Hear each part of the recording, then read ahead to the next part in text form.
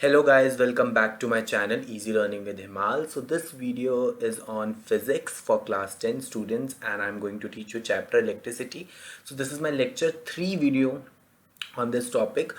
बहुत पहले मैंने 2 लेक्चर्स इस पे ऑलरेडी बना के रखे हुए हैं, ठीक है। और आप लोगों की बहुत डिमांड थी कि सर इसके आगे वाला पार्ट चाहिए, तो इसलिए नाउ आई हैव डिसाइडेड कि मैं पूरा चैप्टर ख़त्म करूँगा इलेक्ट्रिसिटी। सो मैंने अपनी फर्स्ट 2 वीडियोस में कुछ टॉपिक्स डिस्कस कर लिए थे स्टार्टिंग के, लाइक इलेक्ट्रिक चार्ज क्या होता है, what is electric current, electric field, electric potential, potential difference.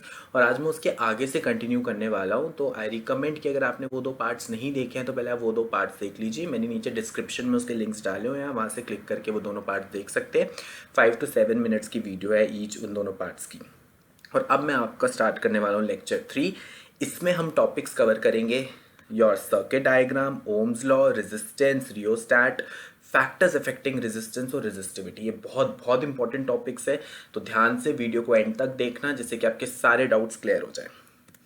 तो सबसे पहले हम सर्किट डायग्राम की बात करें। अब सर्किट डायग्राम क्या होती है? जब हम किसी सर्किट को रिप्रेजेंट करते हैं बाय देयर इलेक्ट्रिकल सिंबल्स, ठीक है, कुछ सिंबल्स के थ्रू जब हम किसी सर्किट को रिप्रेजेंट करते हैं तो उसको हम सर्किट डायग्राम कहते हैं, ठीक है। तो सबसे पहले समझते हैं कि आखिर इलेक्ट्रिक सर्किट है क्या।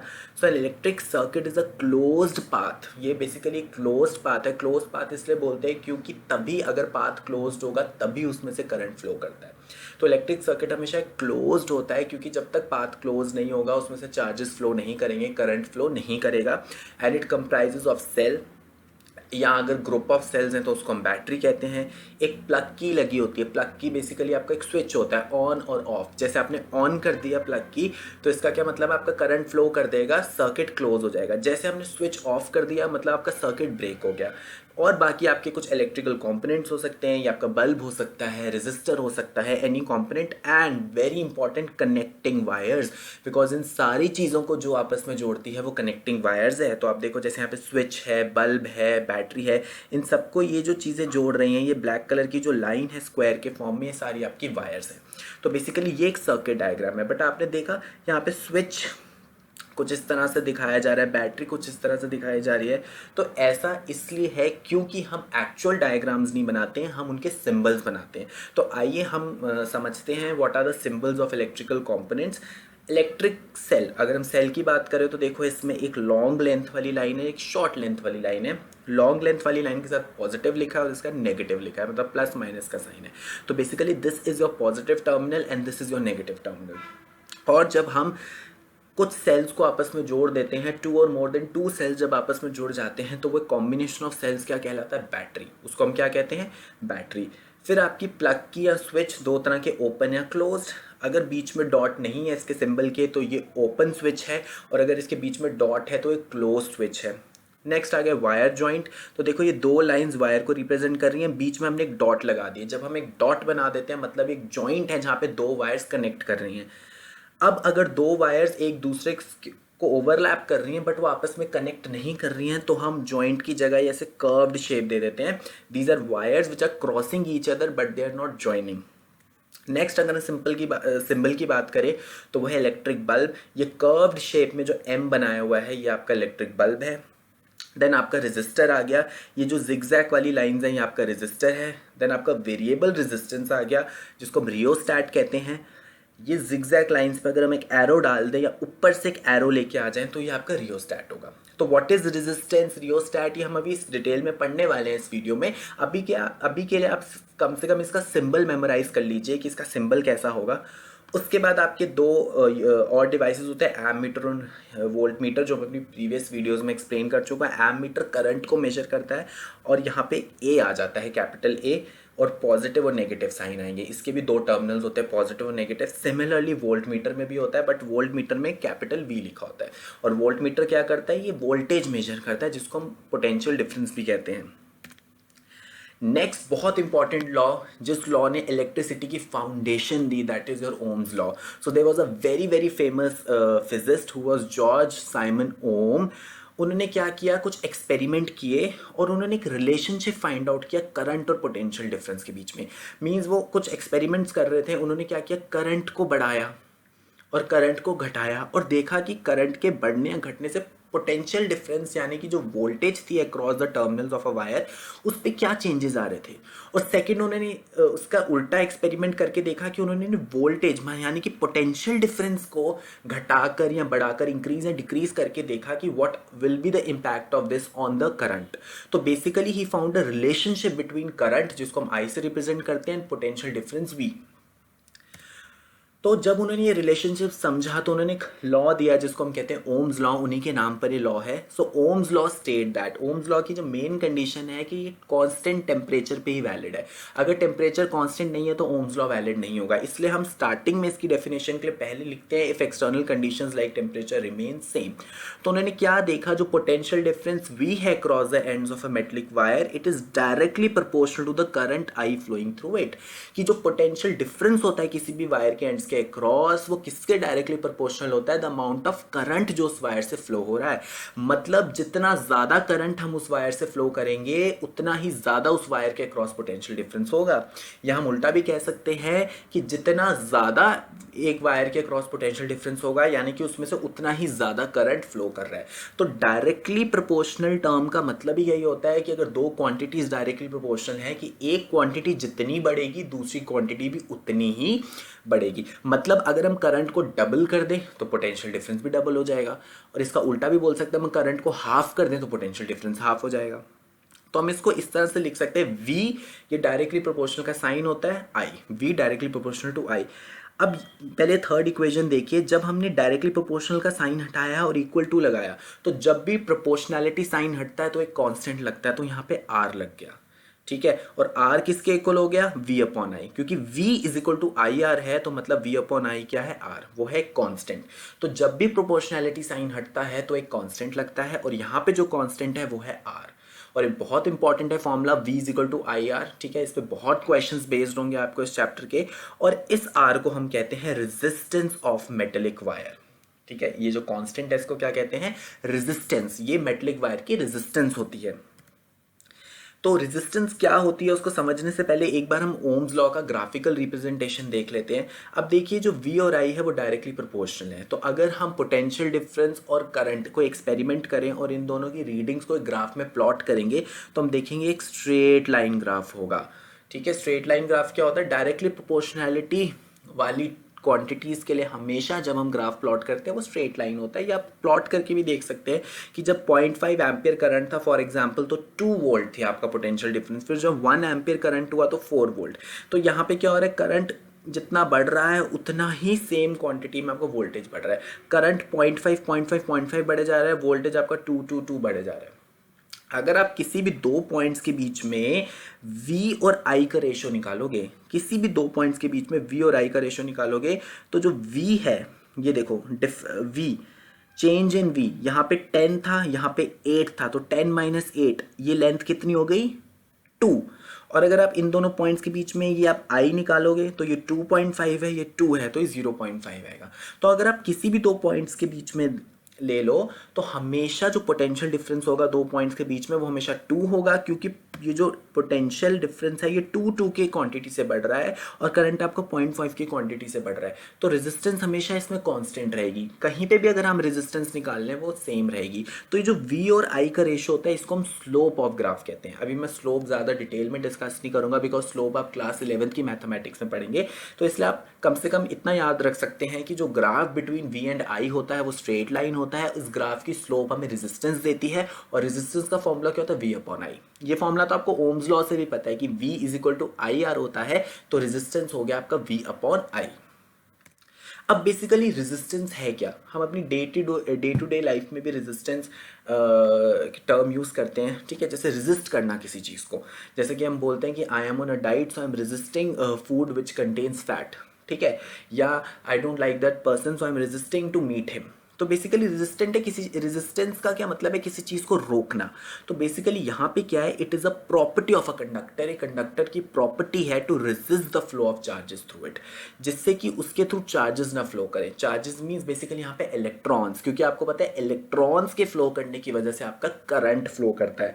तो यहाँ पे क्या है, कंडक्टर की वो प्रॉपर्टी जो करंट को फ्लो करने से रोकती है, ठीक है, करंट को इजीली फ्लो नहीं होने देती, उसको हम रेजिस्टेंस कहते हैं। तो एक्चुअली होता क्या है, कंडक्टर के अंदर मेटल आयंस होते हैं, जैसे आप इस डायग्राम में देख सकते हैं, जो ग्रे कलर के बॉल्स हैं ये आपके मेटल आयंस हैं, और ये जो ब्लू कलर के बॉल्स हैं इसको आप इलेक्ट्रॉन्स मान लो जो फ्लो कर रहे हैं, जिनके फ्लो करने की वजह से करंट फ्लो करता है। तो आप देख रहे हो इलेक्ट्रॉन फ्लो प्रॉपर्ली नहीं कर पा रहे, बार बार क्या कर रहे हैं, इस मेटल आयन से टकराए जा रहे हैं। तो अगर आप सीधे चल रहे हो और आप बार बार किसी को टकरा टकरा के चल रहे हो तो ज़्यादा इजी आपके लिए क्या होता है, सीधे चलना।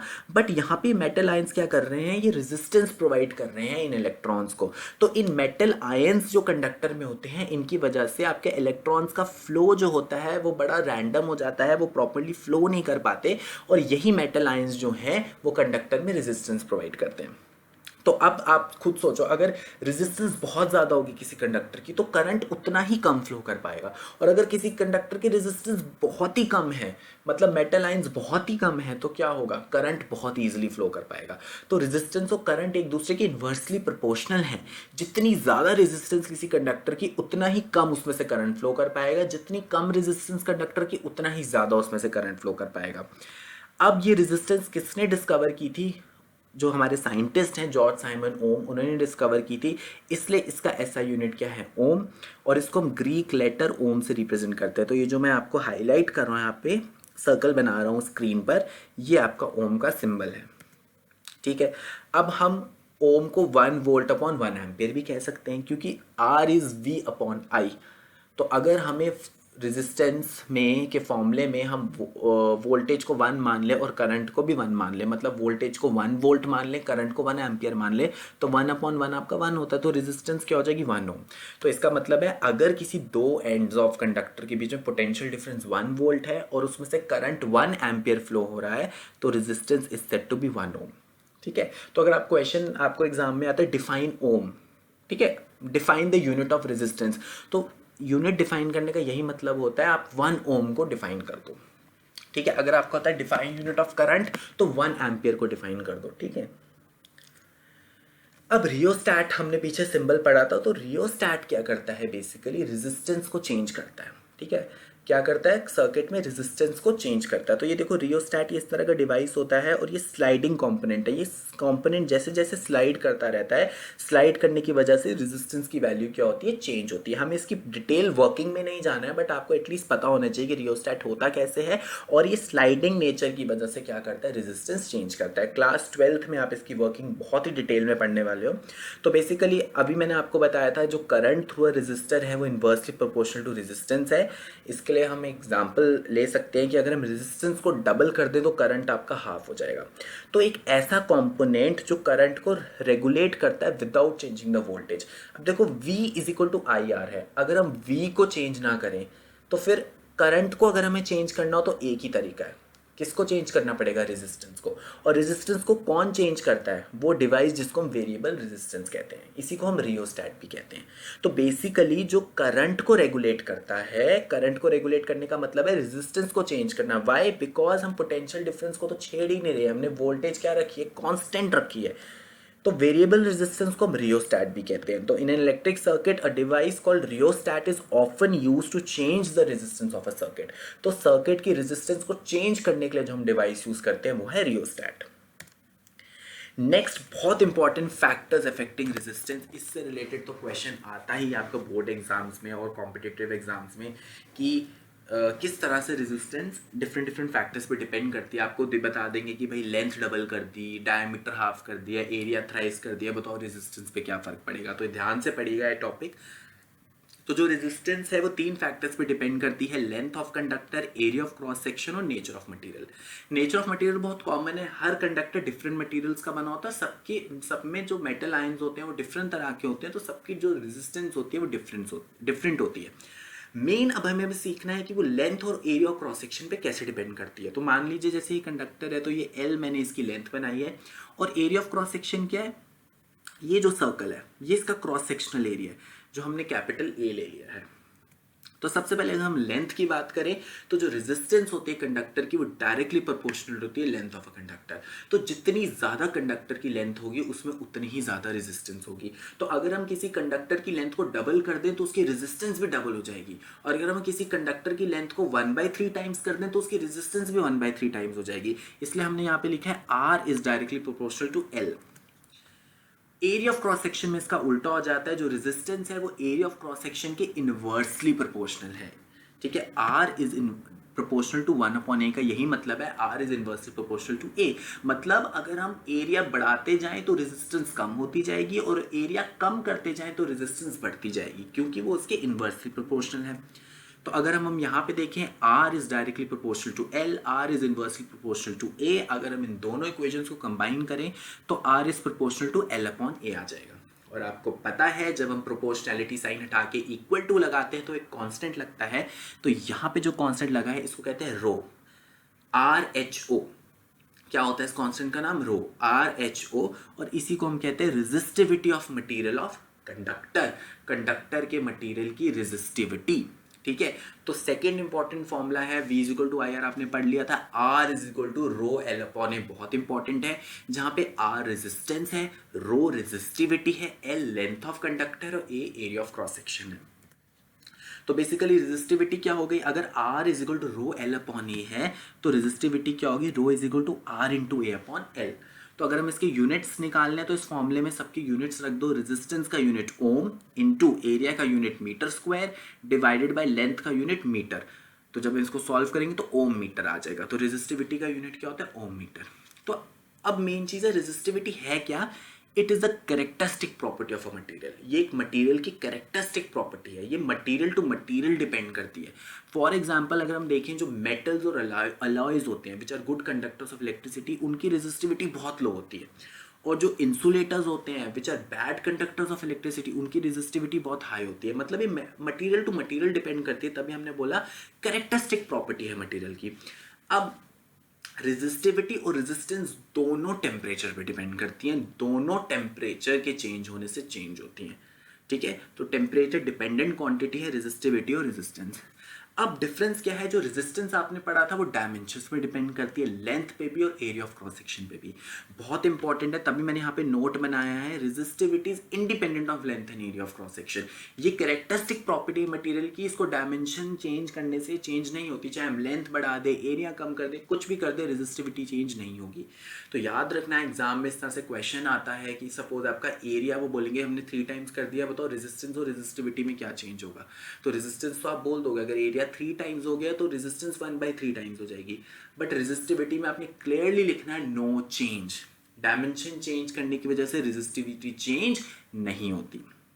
So guys that was all about today's lecture. और अगर आपको किसी भी तरह का कोई भी डाउट होगा ना तो आप कमेंट सेक्शन में लिख दो, मैं वहां पे सॉल्व कर दूंगा, या आप मुझे मेरे इंस्टाग्राम, फेसबुक या ईमेल आईडी पे डाउट्स भेज देना, आई विल डेफिनेटली रिप्लाई, और मैं आपके डाउट्स वहां पे सारे अच्छे से क्लियर कर दूंगा। और जो मेरी नेक्स्ट वीडियो होगी वो बेसिकली टोटली न्यूमेरिकल बेस्ड होगी। इस वीडियो में हमने जितनी भी थ्योरी पढ़ी है, फॉर्मूलाज पढ़े हैं, उससे रिलेटेड जो भी आपके बोर्ड से रिलेटेड या आपके जो भी एनसीईआरटी से रिलेटेड जो भी इंपॉर्टेंट न्यूमेरिकल्स होंगे वो सारे हम नेक्स्ट वीडियो में करने वाले हैं। तो उस वीडियो को बिल्कुल मिस मत करना, ठीक है। और बाकी अगर आपको ये वाली वीडियो मेरी पसंद आई है तो उसको लाइक कर दो, शेयर कर दो, कमेंट कर दो, and if you haven't subscribe my channel तो please subscribe my channel easy learning with Himal and press the bell icon to get regular notifications of my videos. Thank you guys, have a nice day.